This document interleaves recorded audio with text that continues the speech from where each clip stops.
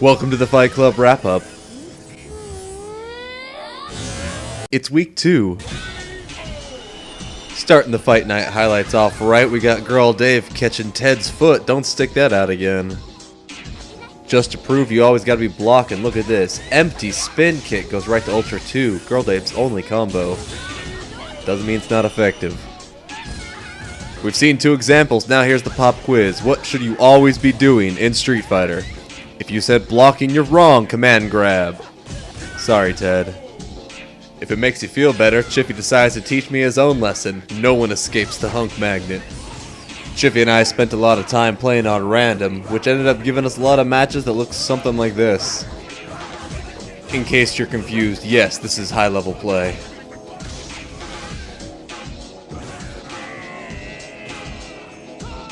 Today just seemed like lucky trade day. Look at this one here. Gets caught with one, and then all the rest of it hits that fireball. Doesn't even seem to dent his game plan as he just walks up and gives me the old 1-2 double typhoon. Here's something Girl Dave learned the hard way. There's a lot of startup on Sakura's Ultra here. I don't know if you caught that, so let's rewind. We watch him let go of his Ultra, and then we can just count the frames. 1, 2, 3 frames. Get out of here. I'm an uppercut. Using what nobody would describe as high-level tactics, Ian accidentally burns 2 meters looking for his Ultra. He eventually finds it just in time. And someone who should know better, Jadarim wakes up with a super. Denied. Finishing out the fight night, things start to get a bit weird as everyone goes Dan. We start off with Ian and his weird floating properties.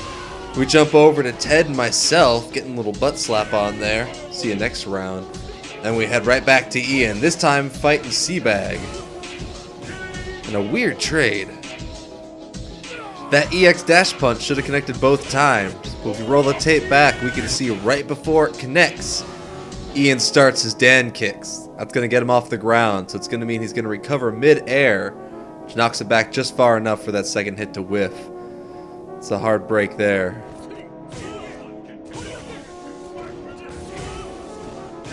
Before we move on to the ranked matches of the night, let's look at where the ladder stood at the end of week 1. As you might have guessed, I was pretty pleased with this. I was at the top of the ladder, everyone I'm better at is lower than me on the ladder. It was a good time. A simpler time. And then, well, let's just go to the ranked matches. In his first match on the ladder, Hoshi Wolf challenges Girl Dave for 10th place. Mashing so many buttons at once has got to be tiring as they both trade and both decide to take a quick power nap.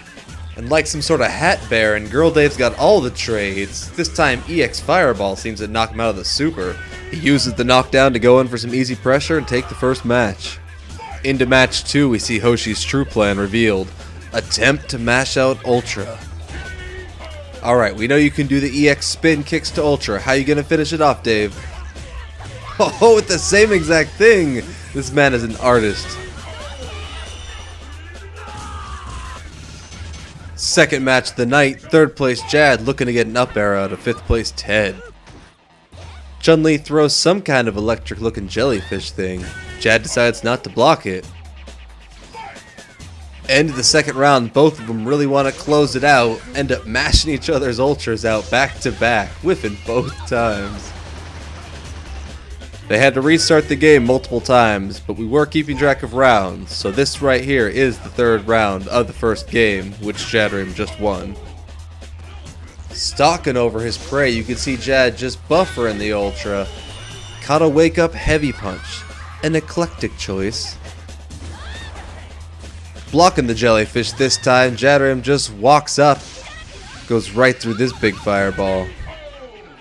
This gives Jad the up arrow, ability to challenge first and second, and Ted gets the down arrow. He's got to fight someone below him first. Looking to take the first place title himself, Chiffy challenges me, statistically the best player the Cafe Ladder has ever seen for the first week. Something for the copybooks. FADC to Red Fireball equals a round 1 for Chippy. Second round, he just tripped me. More than just that once. Game 2's looking real nice until I take a full super in the face. I return the favor. We go to the next round. Bust out the YouTube DVR for this one.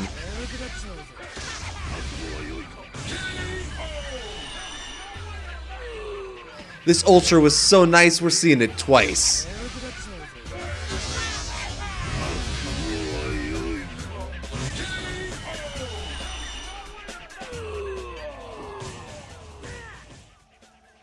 Nothing lasts forever, in Street Fighter at least. As soon the darkness descended upon me.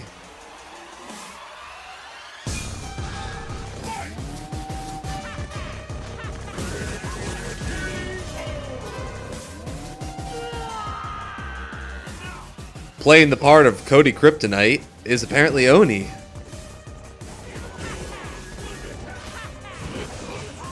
It went to the third round, but it ultimately just didn't seem to be enough. As I break the first rule of Street Fighter and jump in.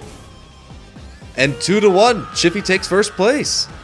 Stop 2 on this train of pain is Jadrium, trying to fight me for my newly obtained second place. It took a good couple of smacks, but I got him to stop finally Condor diving so much. I'll take that as a win.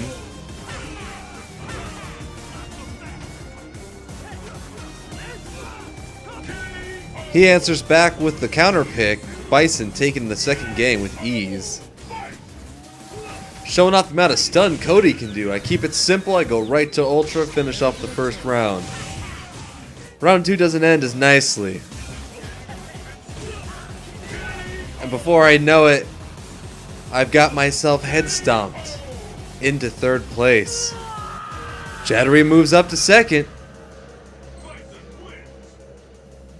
Deep into hour 6 in a bloody brotherly battle for bottom, NK Cyborg and Deadeye Dave throw down a challenge. And in today's accidental awesomeness, command grab right to lunge punch takes the first round. As cool as that looks, he ends up looking pretty stupid as his brother just mashes standing light kick or something. Doesn't damper his spirits, goes to the up kicks, keeps 13th place. And in a match that was in no way boring at all, Seabag challenges Ian for 8th place. In fact, this match was so not boring, I might actually just go do something else for the next couple minutes, so if you see anything interesting, let me know.